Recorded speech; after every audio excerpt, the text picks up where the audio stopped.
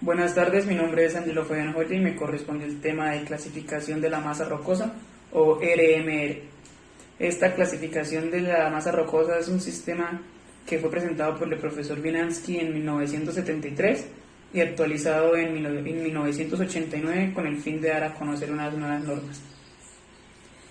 Este sistema es un sistema evaluado de 0 a 100 puntos para los macizos rocosos y se emplean unos parámetros para poder evaluarlos. A continuación les hablaré sobre esos parámetros. Resistencia a la compresión inicial, este es el primer parámetro por el cual se evalúa la escala. Este parámetro nos habla que nos permite caracterizar y clasificar la matriz rocosa. Esta es la resistencia que determina la composición de la roca, de su mineralogía y su resistencia. También nos habla de un grado de alteración que tiene que ser muy leve para que pueda cumplir con un buen parámetro. El segundo parámetro por el que se evalúa esta composición de roca es el RQD. Este se define con el índice de designación de calidad de roca, el cual fue un método desarrollado por Derek entre 1963 y 1967. Este nos habla que se puede cuantificar la calidad del macizo rocoso con respecto a todos sus núcleos de perforación. El otro parámetro del que hablaremos es el espacio de la discontinuidad. Esta es la distancia media perpendicular entre rocas de la misma familia o la misma roca. Esto hace referencia a los espacios que se encuentran entre un mismo tipo de roca o una roca misma. Y esto se evalúa entre más corto el espacio, tiene una mayor evaluación en la zona de 0 a 100. Agua subterránea. Este término hace similitud a las filtraciones que incluyen desde la resistencia del corte de rocas, o también explicado en otras palabras se refiere a la presencia de agua en roca por las filtraciones que hay entre las discontinuidades de una roca a otra. Este término también se le podría llamar permeabilidad secundaria. Este es el que hace referencia al tipo de agua que se puede encontrar entre rocas.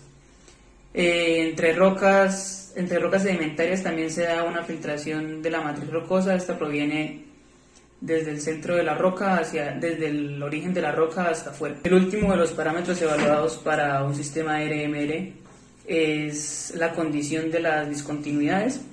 Estas condiciones pueden ser persistencia, apertura, rugosidad o relleno. Del relleno podemos decir que es un material distinto a roca que se encuentra entre la discontinuidad de las paredes del macizo. De la apertura hablamos que es la distancia perpendicular que separa las paredes de una discontinuidad rocosa.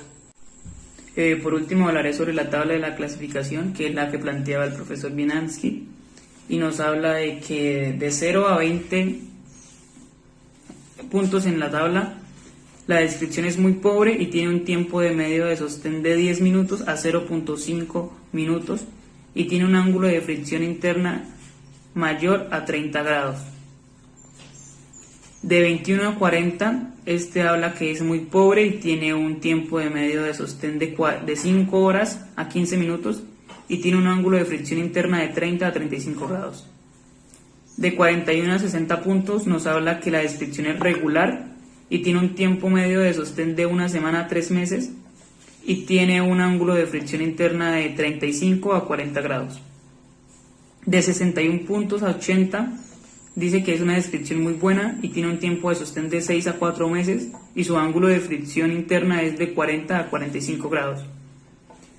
Por último hablamos de 81 puntos a 100 y esta es una descripción muy buena, tiene un tiempo de sostén de alrededor de 5 meses y un ángulo de fricción interna de 45 grados. Con esto hemos terminado la clasificación RMR y espero les haya quedado todo muy claro.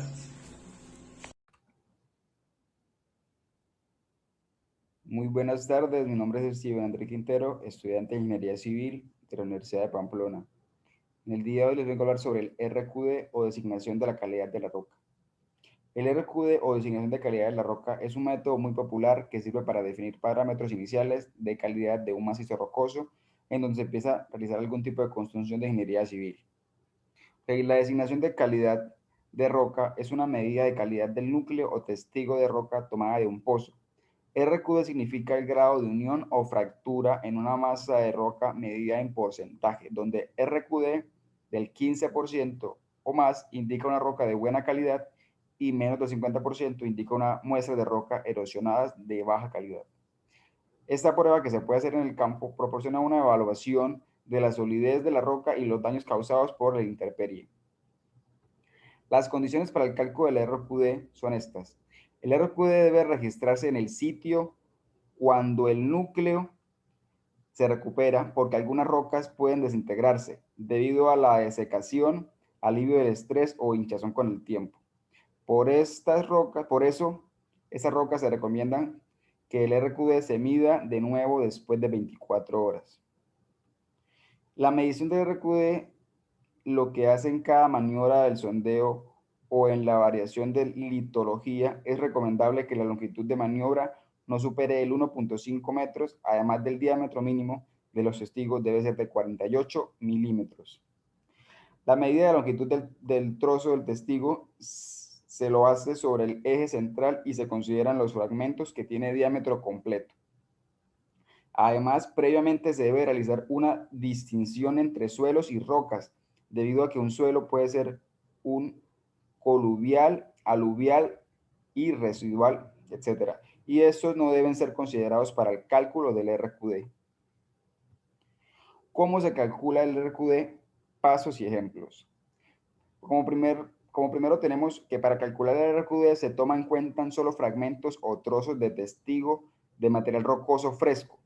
Se excluyen los que tienen grado de alteración y meteorización avanzada, que sería a partir del grado cuarto, para lo que se considere un RQD igual al 0%. Segundo paso, se debe medir la longitud de los fragmentos frescos mayores o iguales a 10 centímetros. Posteriormente se suma la longitud total de los fragmentos.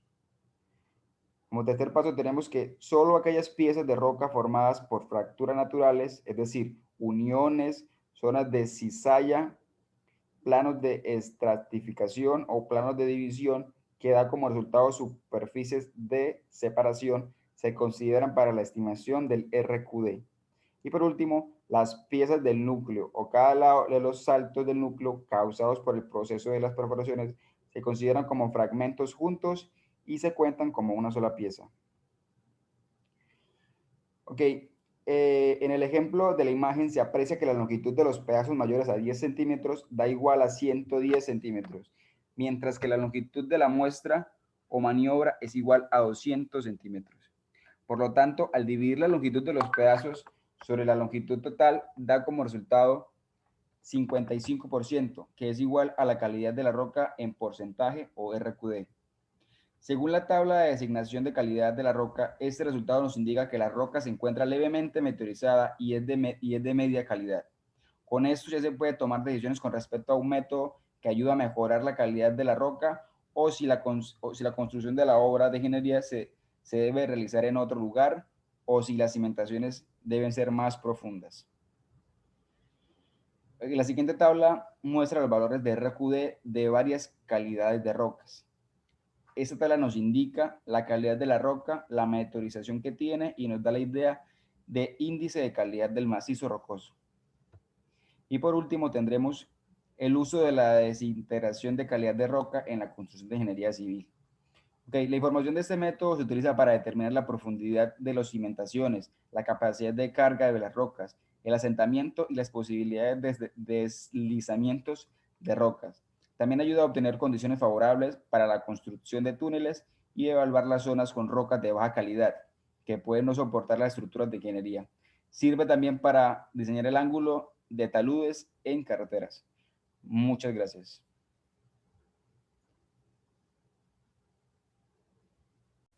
Sistema de clasificación RCU. El índice RCU, más que ser como un sistema de clasificación, funciona como una unidad de medida o un parámetro que permite la caracterización de la matriz rocosa o su clasificación. La resistencia a la compresión inicial, o RCU por sus siglas, determina la capacidad que tiene la roca para mantener unidos todos sus componentes antes de fracturarse o romperse. Esta resistencia claramente puede variar según los minerales que contenga la roca y qué tan alterados están. Se puede llegar a esta clasificación mediante trabajo de campo, ensayos en laboratorio o mediante el uso del martillo de Smith. El martillo de Schmidt, o también llamado esclerómetro, es el instrumento más común empleado en este tipo de prácticas, pues permite realizar los mencionados ensayos de dureza a través de medios no destructivos, o sea que permite estimar la compresión de la roca sin llegar a dañarla.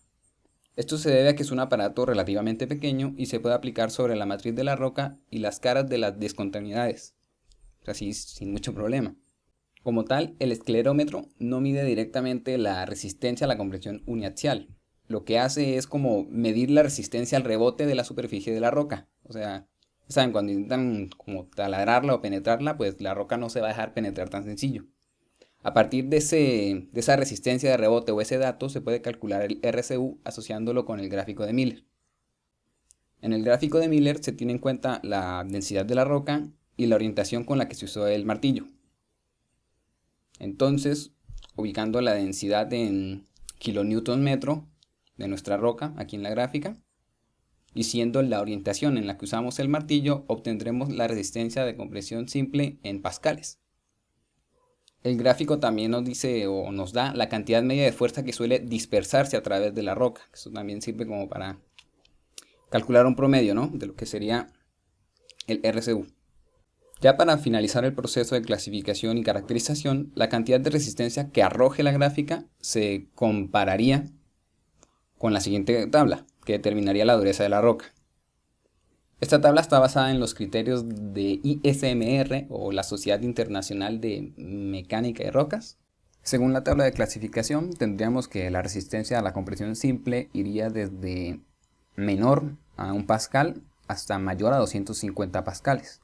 Que determinaría si la piedra es extremadamente blanca, en el caso de que sea menor a 1 pascal, o extremadamente dura, en el caso que sea mayor a 250 pascales. Por supuesto que, como mencionaba al principio, hay otros métodos para hacer esta medición y llegar a la misma clasificación, debido a que todas las rocas o vetas son diferentes, como puede ser el caso en el que la roca sea demasiado arcillosa, para lo que se emplearía otro sistema de clasificación, porque pues, no permitiría calcular el rebote pues, que habría entre la roca y el aparato. Antiguamente lo que se hacía era tomar un trozo como cilíndrico de lo que sería la matriz de la roca en cuestión y someterla a una prensa hasta conseguir que ésta se fracturara. Entonces, al llegar a la fracturación se podría determinar cuál es la cantidad máxima de presión en pascales que aguantaría la matriz rocosa, que era lo que les decía sobre los métodos destructivos al principio. Respecto a las cantidades del RCU, existen varios, factores que pueden reducir la resistencia a la compresión uniaxial, como lo son las alteraciones hidrotermales o la meteorización, que cambian las características físicas y en algunas veces hasta las químicas de la roca, aspectos que claro ya se hablaron en las primeras exposiciones.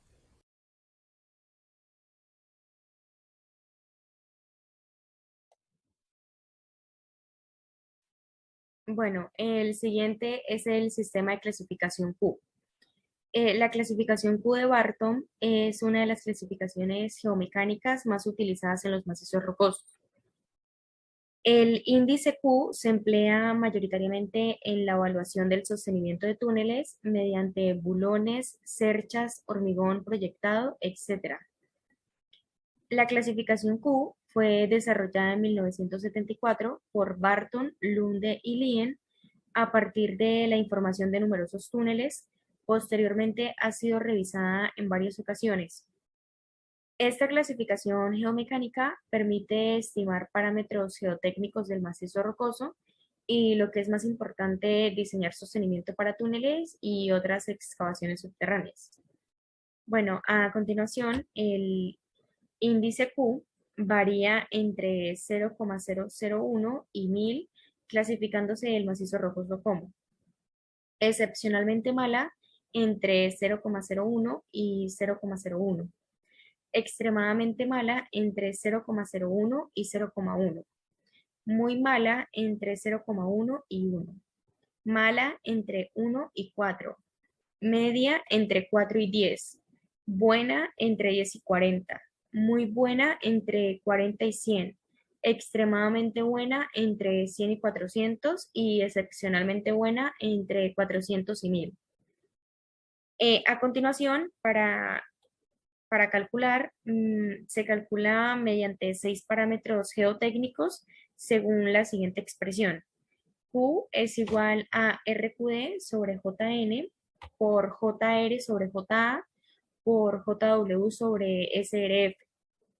Estos términos de la expresión de la Q de Barton representan lo siguiente. RQD sobre JN representa el tamaño de los bloques. JR sobre JA es la resistencia al corte entre los bloques y JW sobre SRF, esta es la influencia del estado tensional. Bueno, a partir de la puntuación obtenida en cada bloque podremos conocer qué término tiene mayor o menor peso en la evaluación del índice Q y por tanto su influencia en la calidad del macizo rocoso. Bueno, a continuación tenemos a RQD.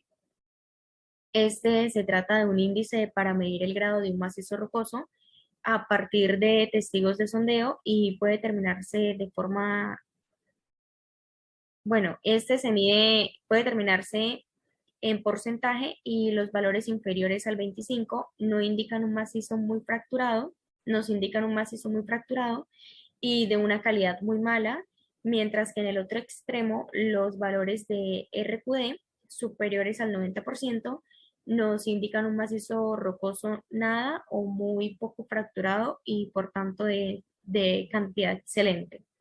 Entonces ahí en la tabla podemos observar cuando es muy pobre, pobre, medio, bueno y muy bueno. A continuación tenemos JN. Este es el índice de día clasado. De forma similar al RQD, este nos indica el grado de fracturación del macizo rocoso. Este presenta unos valores comprendidos entre 0,5 para rocas masivas sin diaclasar y un valor de 20 para rocas trituradas pasando por 1, 2, 3, 4 o más familias de discontinuidades. Entonces ahí podemos observar la roca masiva, una familia de diaclasas, una familia de diaclasas y algunas diaclasas ocasionales, dos familias de diaclasas, dos familias de diaclasas y algunas diaclasas ocasionales, tres familias de diaclasas, tres familias de diaclasas y algunas diaclasas ocasionales, cuatro o más familias de diaclasas, roca muy fracturada, roca triturada terrosa y en boquilla se utiliza 2JN y en túneles 3. A continuación tenemos el JR. Este es el índice de rugosidad de las discontinuidades o juntas. Este contiene 9 clasificaciones desde A hasta J. Este se diferencia por dos grupos. Por un lado, las diaclasas que están en contacto entre las dos caras de las diaclasas con poco desplazamiento lateral de menos de 10 centímetros. En estas se encuentran las juntas discontinuas, las juntas rugosas o irregular ondulada, la suave ondulada, el espejo de falla ondulada, rugosa o irregular, plana, suave plana y espejo de falla plano. El segundo grupo, en este no existe contacto entre las dos caras de las diaclasas cuando ambas se desplazan lateralmente. Entonces tenemos zona de contenido de minerales arcillosos suficientemente gruesos para impedir el contacto entre las caras de las diaclasas. Y tenemos las arenas, las gravas o zona fallada suficientemente gruesa para impedir el contacto entre las dos caras de las diaclasas. Los valores de JR están comprendidos entre 4 y 0,5 y se pueden distinguir entre diaclasas discontinuas, diaclasas onduladas o diaclasas irregulares. Bueno, a continuación tenemos JA. Este es el índice de alteración de las discontinuidades. Como su nombre indica, mide las alteraciones de las juntas. Este se distingue en tres grupos dependiendo de si están o no en contacto los planos de discontinuidad. Entonces, en el primer grupo tenemos el contacto entre las dos caras de las diaclasas. Estas están la junta sellada, dura, sin reblandecimiento impermeable, como por ejemplo el cuarzo en paredes sanas. Tenemos las caras de las juntas únicamente manchadas. Tenemos las caras de las juntas, están alteradas ligeramente y contienen minerales no blandos, particularmente de arena, roca desintegrada, libre de arcilla. Tenemos el recubrimiento de limo o arena arcillosa, pequeña fricción arcillosa no reblandecible. Y tenemos el recubrimiento de minerales arcillosos blandos o de baja fricción como caolinita, clorita, talco yeso, grafito y pequeñas cantidades de arcilla expansivas. Los recubrimientos son discontinuos con espesos máximos de 1 o 2 milímetros. A continuación tenemos el segundo grupo. Tenemos el contacto entre dos caras de las yaclasas con menor de 10 centímetros de desplazamiento lateral. Tenemos partículas de arena, roca desintegrada libre de arcilla, tenemos fuertemente sobreconsolidados rellenos de minerales arcillosos no blandos, tenemos los recubrimientos, son continuos de menos de 5 milímetros de espesor. Tenemos la sobreconsolidación media-baja, blandos rellenos de minerales arcillosos. Los recubrimientos son continuos de menor de 5 milímetros de espesor. Tenemos rellenos de arcilla expansiva de espesor continuo de 5 milímetros. El valor de J dependerá del porcentaje de partículas del tamaño de la arcilla expansiva. Y a continuación tenemos el tercer grupo, que es en el que no existe contacto entre las dos caras de la diaclasa cuando está sillazada. En este tenemos las zonas o bandas de roca desintegrada o manchada y arcilla. Tenemos las zonas blandas de arcilla limosa y arenosa con pequeña fricción de arcilla no blandas y los granos arcillosos gruesos. A continuación tenemos JW. Este es el factor de reducción por la presencia de agua. Se trata de un coeficiente que minora el índice Q en función de la entrada de agua a la excavación. Alcanza un valor máximo de 1 para excavaciones secas o pequeñas, sugerencias, y un valor mínimo del 0,05 para afluencias excepcionalmente altas o de presión elevada de carácter persistente. Entonces, aquí tenemos las excavaciones secas o de influencia poco importante. Tenemos la afluencia o presión medias, ocasional lavado de los rellenos de las diaclasas. Tenemos fluencia grande o presión alta, considerable lavado de los rellenos de las diaclasas. Tenemos fluencia o presión de agua excepcionalmente altas, decayendo con el tiempo. Y la fluencia o presión de agua excepcionalmente altas y continuas sin disminución. A continuación, tenemos el CRF. Estas siglas significan Stress Reduction Factor en inglés y es un factor que evalúa el estado tensional del macizo rocoso. El valor fluctúa entre 0,5 y 400. En se distinguen 4 grupos para evaluar el coeficiente. En lo primero tenemos la zona débil que intercepta la excavación y puede causar caídas de bloques. Entonces tenemos varias zonas débiles conteniendo arcilla o roca desintegrada químicamente, roca muy suelta alrededor. Tenemos una zona débil conteniendo arcilla o roca desintegrada químicamente a una profundidad de excavación de menos 50 metros, menor a 50 metros. Tenemos una zona débil conteniendo arcilla o roca desintegrada químicamente a una profundidad de excavación a mayor de 50 metros. Varias zonas de fractura en rocas competente libre de arcilla, roca suelta alrededor, cualquier profundidad. Tenemos solo una zona fracturada en roca competente libre de arcilla a una profundidad de excavación de menos 50 metros. Tenemos solo una zona fracturada en roca competente libre de arcilla a una profundidad mayor de 50 metros. Diaclasas abiertas sueltas muy fracturadas, cualquier profundidad. El segundo grupo son las rocas competentes con problemas tensionales en las rocas. En esta tenemos tensiones pequeñas cerca de la superficie, tensiones medias y tensiones altas, estructura muy compacta, favorable para la estabilidad, puede ser desfavorable para la estabilidad de los hastiales.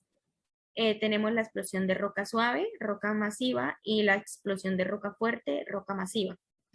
Y a continuación, el tercer grupo que es la roca fluyente, el flujo plástico de roca incompetente bajo la influencia de altas presiones litostáticas. Aquí tenemos la precisión de flujo suave y la presión de flujo intensa. Y tenemos la roca expansiva, actividad expansiva química dependiendo de la presencia del agua.